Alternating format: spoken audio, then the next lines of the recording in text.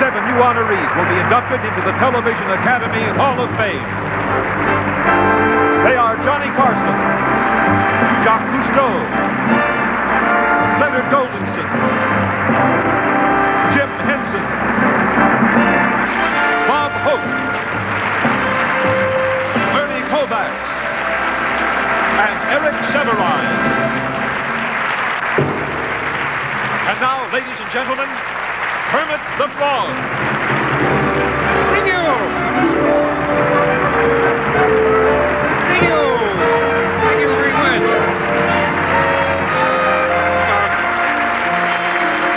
The friends of Mr. Henson have gathered here tonight to present our little tribute to Jim. We've been conferring and rehearsing, making sure we get it right, so the number will be worthy of him. For the last few months we haven't been together because we all seem to work in different places.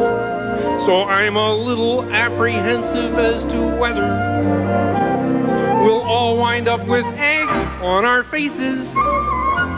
They've each sent a video to give us a clue as to just exactly what they were planning to do.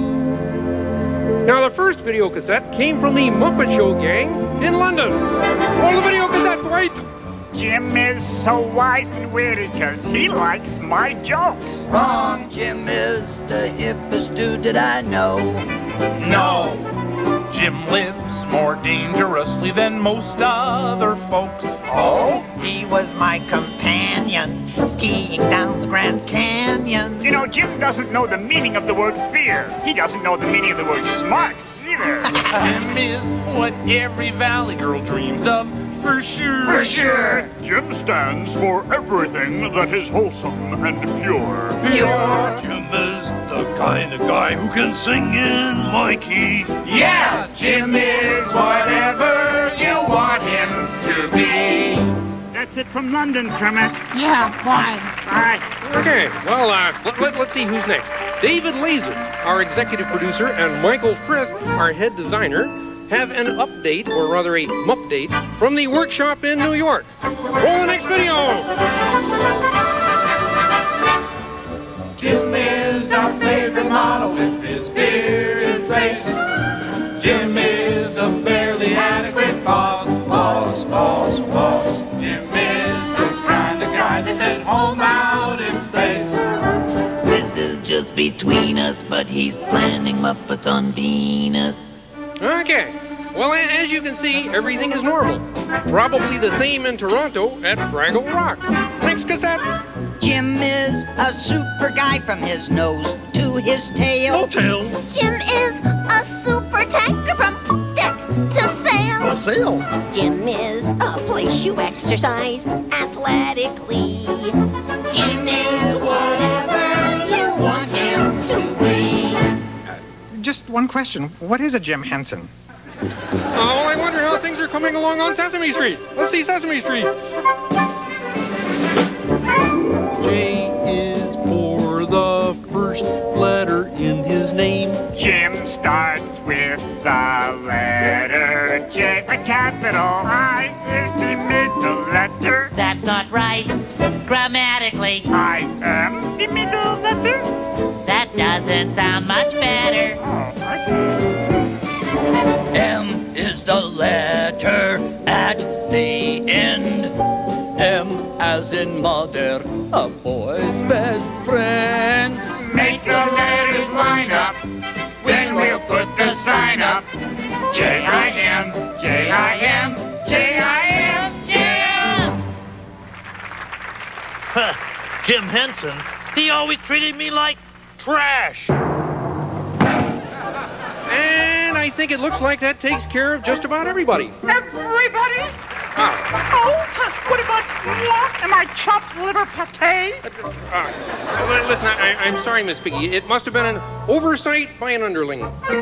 To err is human, to snub is death. Well, I tell you what. Let me call Bernie. I'm sure our manager can straighten this whole thing out. Oh, Bernie, you mean Mr. Brillstein?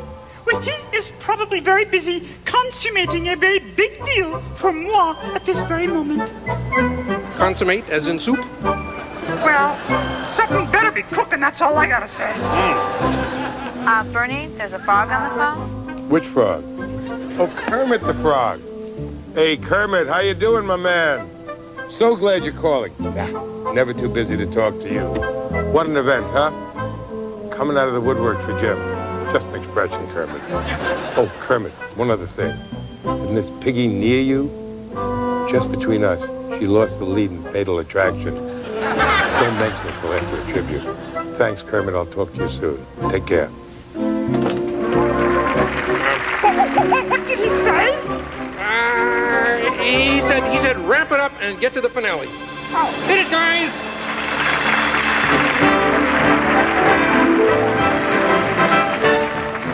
Jim is so wise and big, 'cause he likes my jokes. Jim is the hippest dude that I know. Jim is more dangerous than most other folks. He was my companion, skiing down the Grand Canyon. Jim is what every valley girl dreams of for sure. Jim stands for everything that is wholesome and pure. Jim is the kind of guy who can sing in my key. Jim is whatever you want him to be.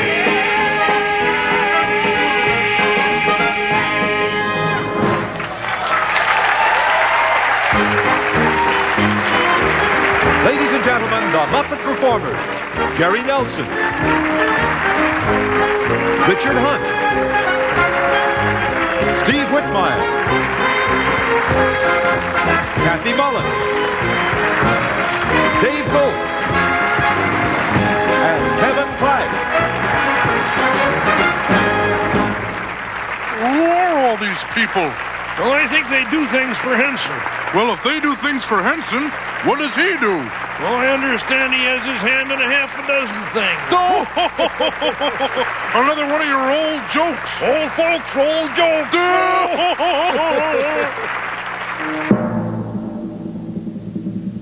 Ladies and gentlemen, Mr. Harry Belafonte.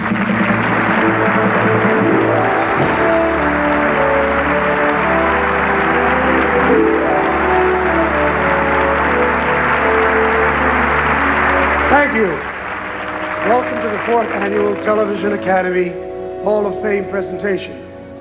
This evening we honor members of the television industry who have taken this remarkable medium a step beyond the expected. The first of our treasured guests is a master manipulator of mirth and materials. Ever since I was first exposed to the Muppets, I've been asking myself what it is that makes them so endearing and so universally popular. The Muppets reveal our noble side, our innocence, our optimism, our humor, and also, with apologies to Kermit, our warts. If the Muppets are the alter ego of their creator, one must assume that Jim Henson, aside from being a creative genius, is first and foremost a human being, subject to the frailties and frustrations inherent in the breed. The fact that he chose to reveal himself in a funhouse mirror that reflects us all is something young and old must thank him for. And where did this remarkable man get his perspective on life? Jim Henson was born in 1936 in Leland, Mississippi, but he still thinks of Washington, D.C. as his creative home. Encouraged to draw and paint by his grandmother, herself a fine artist, Jim got his first professional television job at age 17, combining his artistic abilities with his newfound skill at puppetry. As a student at the University of Maryland, he met Jane Nebel, who would later become his wife. Together they started a series of 5-minute late-night shows on WRC-TV called Sam and Friends. It proved to be so popular, it ran for 7 years and won a local Emmy, the first of many for Jim. In a spin, love and spin I'm in, under the old black magic called love. Sam and Friends marked the television debut of Jim's alter ego, Kermit the Frog. Many other characters emerged from this program. Okay, buddy, what do you think of Wilkins coffee? I never tasted it. Now, what do you think of Wilkins? The trip to California put Jim in touch with a high school student who was to become an important part of the Muppet family. Since those days, this friend has become the man beneath the character of Miss Piggy, Ozzie Bear, Cookie Monster, and a host of your favorite Muppet characters, and has now in his own right become a highly respected film director. May I present Frank Oz.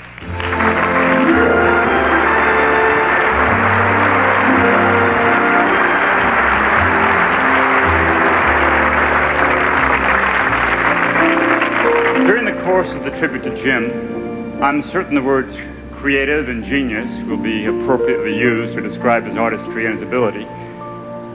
But one of the words that comes to my mind when I think of Jim is silly. Of course, I mean silly in the very best sense. You see, I've always felt a special kinship with Jim.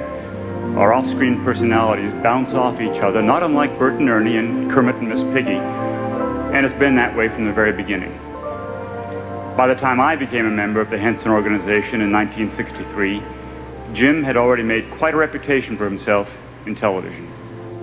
One of our first collaborations was a character named Ralph the Dog, who appeared on The Jimmy Dean Show. It wasn't long before the Muppets started appearing on other network broadcasts, like The Ed Sullivan Show. Thank you very much, Eddie. In 1969, Joan Cooney contacted Jim to be a part of Sesame Street. They felt so strongly about Jim Henson that they said if we can't get Jim Henson, we will not use puppets at all.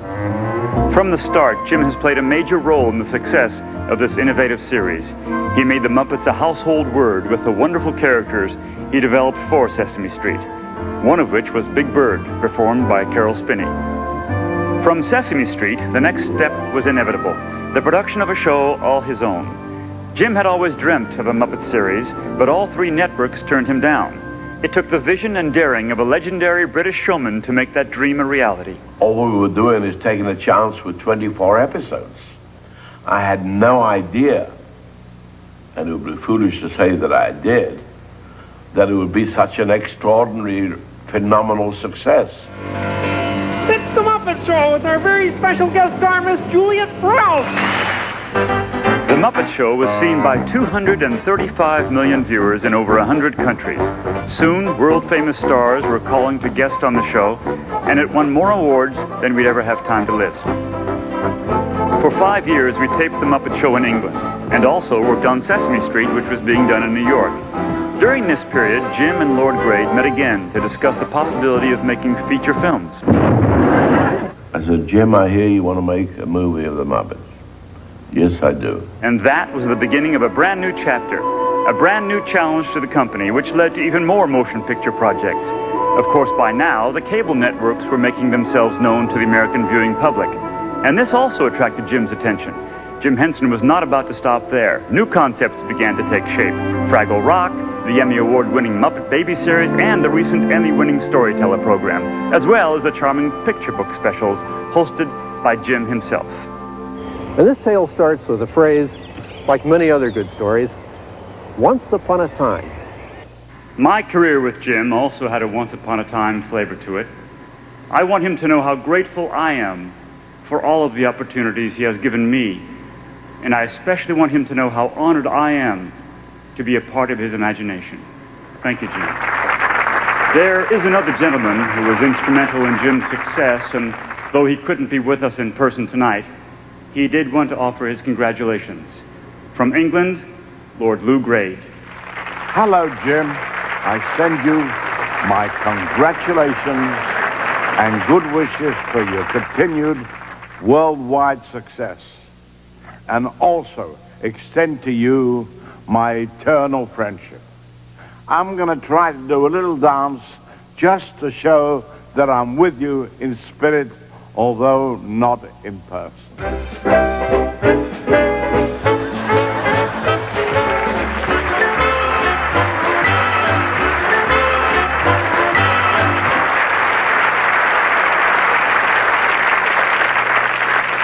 Thank you, Lord Gray. I wonder if he's one of those 10 Lords of Leaping. It's been a little over 30 years since Jim Henson began bewitching a faithful following with Sam and friends. That circle of friends is now worldwide. The circle of his own family and friends has also grown and flourished, nurtured by many, many different people, real or created in his fertile mind, for his uncanny ability to touch the heart, the mind, and the funny bone all at the same time. The Television Academy Hall of Fame is pleased to welcome Jim Henson.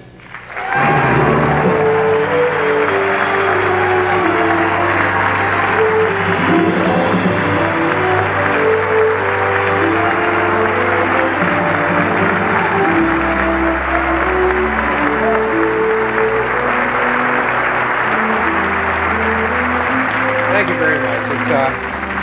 It's a wonderful experience, and I feel very humbled to be in such a distinguished company here.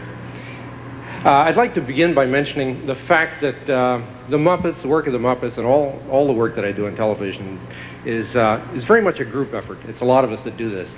It's these talented people that make it possible for me to do the things that give me the credit for doing a lot of good stuff on television. And I would really like to thank those people over there and the others back in New York and London and so forth.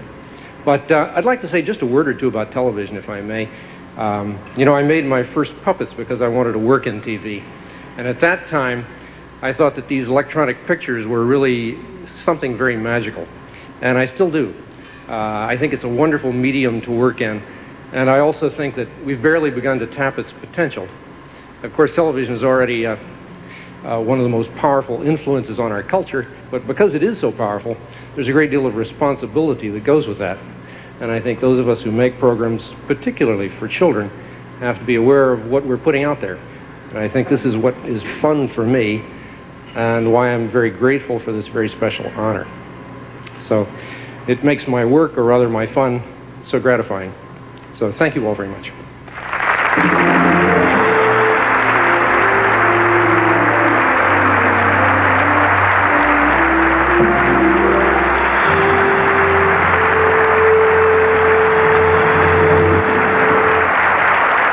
It's nice to see a man get his just desserts. Yeah, speaking of desserts, when do we eat?